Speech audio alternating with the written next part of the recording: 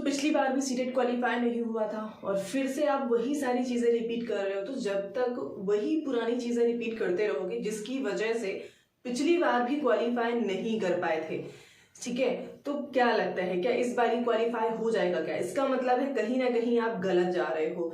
चलिए समझते हैं कि क्या चीजें हैं जो आप कर रहे हो और आपको नहीं करना चाहिए और कौन सी चीजें हैं जिन पे सिर्फ और सिर्फ आपका फोकस होना चाहिए अगर आप आगामी जितनी भी भर्तियां हैं जो सीटेट के बेसिस पे होती हैं उसमें आप अपेयर होना चाहते हो। So this is Priyanka and welcome back to pre explore. So आज का सेशन स्पेशली इस चीज पे बेस्ड है कि आपको क्या चीजें करनी है प्रिपरेशन के लिए और क्या चीजें नहीं करनी है, बिल्कुल अवॉइड करनी है। चलिए समझते हैं चीजों को, है ना। हमेशा से आप ऐसा होता है ना कि जो लास्ट टाइम आपने किया था, जैसे कि दिसंबर में आपका एग्जाम था, वहां पे भी आपके एफर्ट्स थे ही पूरे, बट स्टिल आप रह गए ना पीछे कहीं ना कहीं। तो क्या कारण थे? क्या उन कारणों पे, उन रीजंस पे विचार किया आपने कि आखिर क्यों इस तरह से हुआ, है ना। कई बार इवन मुझे बहुत से मैसेजेस आते हैं जहां पे बच्चे ये बोल रहे हैं कि हमने कई बार एग्जाम दिया है। इवन आप खुद भी देख सकते हो ना, सीटेट की वेबसाइट पे एक डाटा जो कि सीटेट ने अपलोड किया हुआ है ना, ऑफिशियल वेबसाइट पे आप चेक करोगे तो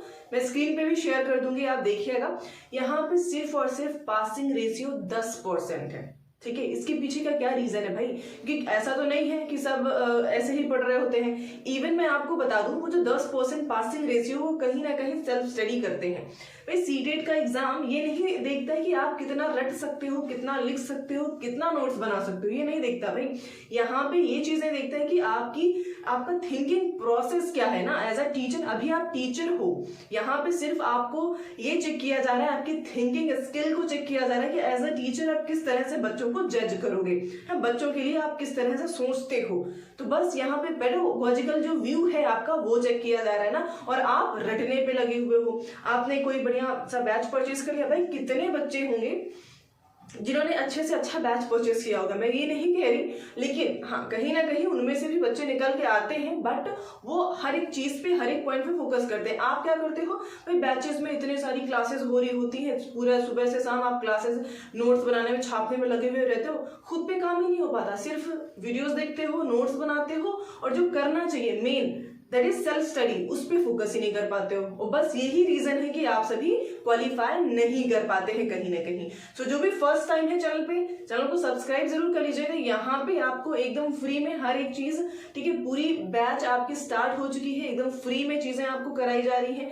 सीडीपी जो कि पिलर का काम कर रहा है सीटेट के लिए, वो हमने क्लासेस जो है अप्रोक्स 5 to 6 क्लासेस कंप्लीट कर ली है। साइड में आप टाइम टेबल देख पा रहे हो, इस बेसिस पे अभी हमारी क्लासेस चल रही हैं, ठीक है।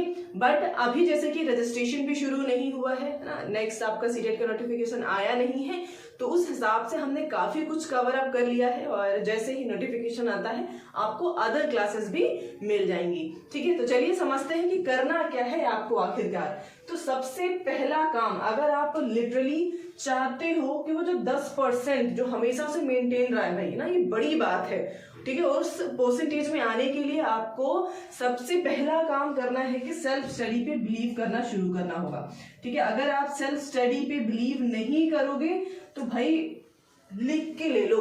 अगर आपको लगता है कि आप कोई पेड बैच ले लोगे या फिर कहीं भी किसी भी तरीके से जाकर के कोचिंग्स के चक्कर लगा रहे हो, नोट्स बना रहे हो, रट रहे हो, तो फिर आप कहीं ना कहीं अपने आप को पीछे ही समझिए ना। खुद उस 10% में आप अपने आप को काउंट नहीं कर पाओगे, ठीक है। ये मैं एकदम कहते हैं ना कड़वी सच्चाई बता रही हूँ। तो सेल्फ स्टडी का थोड़ा सा फोकस खुद को अवेयर करना है, और दूसरा स्टेप होना चाहिए आपके पास सिलेबस, जो अभी जो लाइक नेक्स्ट नोटिफिकेशन आएगा उसके साथ भी आपका सिलेबस रिलीज किया जाएगा। उसमें खैर कुछ चेंजेस इतने होंगे नहीं, जो होगा मैं आपको जरूर बता दूंगी। बट अभी जो 15 दिसंबर 2024 को आपका एग्जाम हुआ था, वो वाला सिलेबस मैंने शेयर कर दिया है आप सभी के साथ। लिंक टेलीग्राम पे शेयर कर दिया, उसका लिंक आपको डिस्क्रिप्शन में मिल जाएगा, वहां से जाकर के जरूर उस सिलेबस को आप देख लीजिएगा। पेपर 1 पेपर 2 दोनों ही मैंने शेयर किया हुआ है, ठीक ठीक है। इसके अकॉर्डिंग ही भैया आंख बंद करके नहीं चलना है ना, कि कुछ भी पढ़े जा रहे हो, कहीं भी पढ़े जा रहे हो, जो मन आ रहा है वो पढ़ रहे हो, है ना, जो पढ़ा रहा है जो हर जगह आप लगे पड़े हो, तो ये नहीं करना है। आंखें खोलिए, सिलेबस के अकॉर्डिंग पैटर्न को फॉलो करते हुए। और पैटर्न के अकॉर्डिंग मैं आपको ये भी बता दूं कि आपको पेपर 1 अगर आप सिर्फ दे रहे हो तो आपको कौन सी चीजें सबसे पहले करनी है, जिसका सिलेबस ब्रॉड होगा, जो पिलर का काम करेगा, जो आपके रिजल्ट को इम्प्रूव करेगा, ठीक है, उनको आपको उस तरह से पढ़ना शुरू करना है। सबसे पहला काम सीडीपी आपका पेपर 1 हो या पेपर 2, और भैया इसके लिए तो मैं आपको गारंटी दे रही हूं कि कहीं जाने की जरूरत नहीं है ना, इसके लिए मैं बोलूंगी बिल्कुल, क्योंकि मैंने काफी मेहनत की है इस चीज के लिए, सीडीपी के लिए। देखिए पहले जो है नोट्स वगैरह मैंने अपने हिसाब से बनाई थी, जो मुझे पढ़ना था मैं उस हिसाब से चीजें थी। अभी आपको प्रॉपर नोट्स में अच्छे से प्रोवाइड करा रही हूँ। अगर आप क्लासेस ले रहे हो तो आपको पता है, फर्स्ट टाइम है तो जरूर चेक करिएगा, प्लेलिस्ट बना हुआ है सीडीपी का, फ्री बैच नाम से ही है ना, अपडेटेड है तो आपको दिख जाएगा इजीली प्लेलिस्ट पे, जैसे ही आप विजिट करते हो वहां पे भाई 6 क्लासेस कराई हैं। और आप कंटेंट का क्वालिटी देखिएगा। देखिए मैं भर भर के नोट्स नहीं दे रही ना, कि मैं आपको 50-100 क्लासेस दे रही हूँ सीडीपी में और आप छाप रहे हो, टाइम वेस्ट कर रहे हो 1-1 घंटे की क्लासेस, बिल्कुल नहीं। आधे घंटे से भी कम की क्लासेस होती है, ये मेरी कोशिश रहती है कि कम से कम टाइम लगे आपका, है ना। आप स्पीड भी इंक्रीज करके सुन सकते हो, 102 बारी सुन सकते हो, इसका मतलब आपको नोट्स बनाने की भी जरूरत नहीं है। आप चाहते हैं तो बिल्कुल बनाइए, फ्री है आप, बट मैं आपको नोट्स कुछ इस तरह से दे रही हूँ, मैंने प्रॉपर अपने हाथों से भाई लिखा है, ठीक है, उन नोट्स को। इवन जो प्रीवियस ईयर में क्वेश्चन आए हैं हर टॉपिक के साथ 5 से 10 क्वेश्चन में अटैच करके आपको दे रही हूँ हर एक क्लास में, ठीक है। तो थ्योरी प्लस क्वेश्चन, अभी इससे बेहतर और क्या चाहिए। और मैं आपको बता रही हूँ, आप 100% बिलीव कर सकते हो ना, अगर जो दिसंबर का सीटेट हुआ था, मैंने कुछ मार्कशीट भी शेयर की हुई है, तो लोगों ने पढ़ा है और नोट्स वगैरह लिए हैं। इवन नोट्स की दिक्कत नहीं है ना, कि आपको क्या है क्या नहीं परेशान होना पड़ेगा, सब कुछ मैं आपको दे रही हूँ, ठीक है। जो लोग परेशान रहते हैं नोट्स के लिए, एकदम फ्री में एकदम बढ़िया चीजें मैं दे रही हूँ सीडीपी के लिए। मान लीजिए कि यहीं पे आपको कहीं भटकने की जरूरत नहीं है, ये मैं कह रही हूँ, बाकी आपकी मर्जी, ठीक है।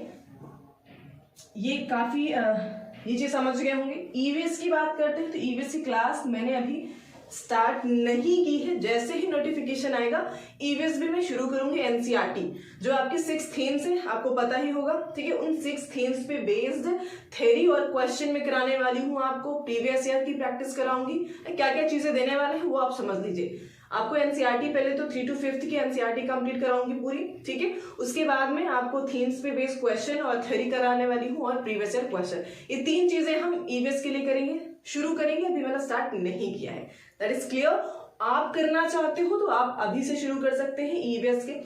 मैंने आपको बताया हुआ है ऑनलाइन ऐप, आप डाउनलोड करिए खुद से, इंग्लिश हिंदी जिसमें पढ़ना चाहें, हर लैंग्वेज में आपको पीडीएफ मिल जाएगा, वहां से आप खुद से करना चाहें तो कर सकते हैं, ठीक है। बाकी मैं जब शुरू करूंगी आपको इन्फॉर्म किया जाएगा, आप उस तरह से हमें ज्वाइन कर पाओगे, ठीक है। मैथमेटिक्स के लिए मैं बता दूंगा, इसके लिए आपको खुद ही करना है, मैं इसमें कुछ नहीं कराऊंगी। हाँ कराऊंगी मैं सिर्फ और सिर्फ पेडागोजी के क्वेश्चंस, वो भी लास्ट में कराऊंगी, क्योंकि उसको सिर्फ समझना है, प्रैक्टिस करना है। तो वही प्रीवियस ईयर के बेसिस पे मैं आपको प्रैक्टिस करा दूंगी, जो कि आपके लिए 100% कारगर रहने वाला है, ठीक है।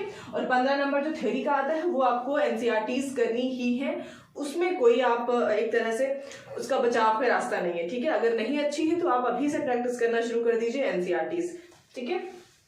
लैंग्वेज 1 लैंग्वेज 2 इसके लिए तो बिल्कुल परेशान नहीं होना है भैया। 15 नंबर का पैराग्राफ आता है, 15 नंबर की पेडागोजी, और ये मैं आपको आराम से लास्ट के जब आपका एग्जाम होने वाला होगा 1 महीने पहले चीजें बता दूंगी, प्रैक्टिस करा दूंगी, प्लस पेडागोजी दे दूंगी, हर एक चीज आप कर लीजिएगा। और यहाँ का और यहाँ सेम चीज होता है ना, कुछ भी बदलाव, कुछ भी चेंजेस नहीं होते हैं। तो इसके लिए अभी से लैंग्वेज के पीछे भागने का कोई मतलब नहीं। अभी से बड़ी बड़ी पता चले ना, कुछ लोग ग्रामर की मोटी मोटी बुक्स लेकर रखना शुरू कर देते हैं, भाई तो ऐसा बिल्कुल नहीं करना, ग्रामर के पीछे नहीं भागना, ठीक है।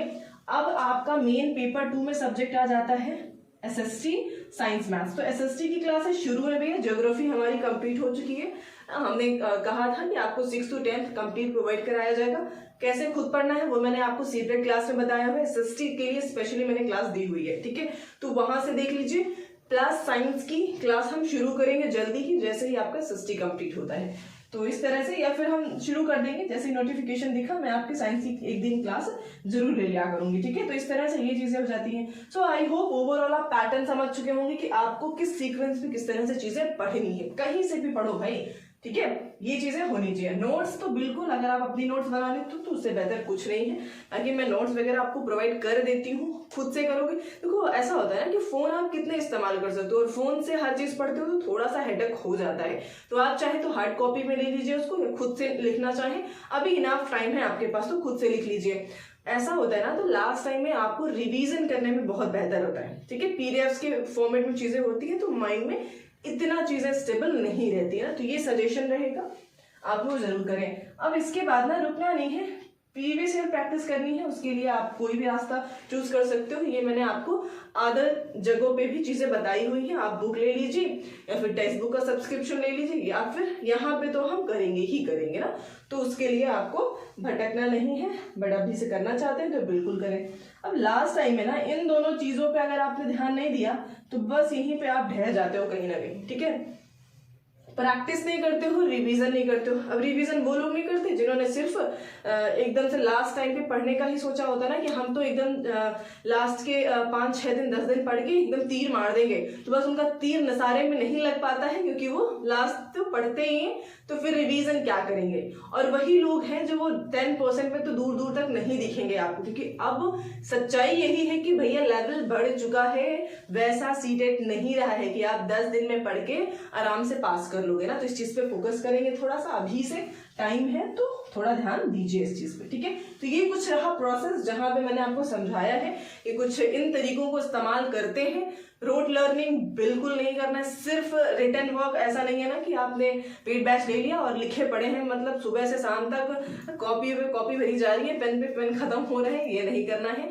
आप 2 घंटे ऐप पे दीजिए, या फिर 1 घंटा सेल्फ स्टडी पे दीजिए, खुद की पढ़ाई पे एक तरह से खुद से पढ़िए चीजों को। तो वो जो 1 घंटा आपने दिया ना, वो आपके लिए ज्यादा वैल्यूएबल होगा इन कंपैरिजन ऑफ वो 2 से 3 घंटे, ठीक है। तो ऐसा नहीं करेंगे। अगर आप थोड़ा टाइम दे रहे हो तो अपने सेल्फ स्टडी को भी आप मेंटेन करके चले। सीटेट बस यही चाहता है आपसे, और यही नहीं करते आप तभी आप फेल हो जाते हो। और अगर आप फेल हो गए तो अभी इसके बाद जो वैकेंसीज आ रही है उसके बाद कोई वैकेंसी नहीं मिलेगी। तो थोड़ा सा इस चीज के लिए आप सतर्क हो जाए ना। सो आज के लिए इतना ही रखते हैं। फर्स्ट टाइम है तो चैनल को सब्सक्राइब जरूर करेंगे। मिलते हैं नेक्स्ट सेशन।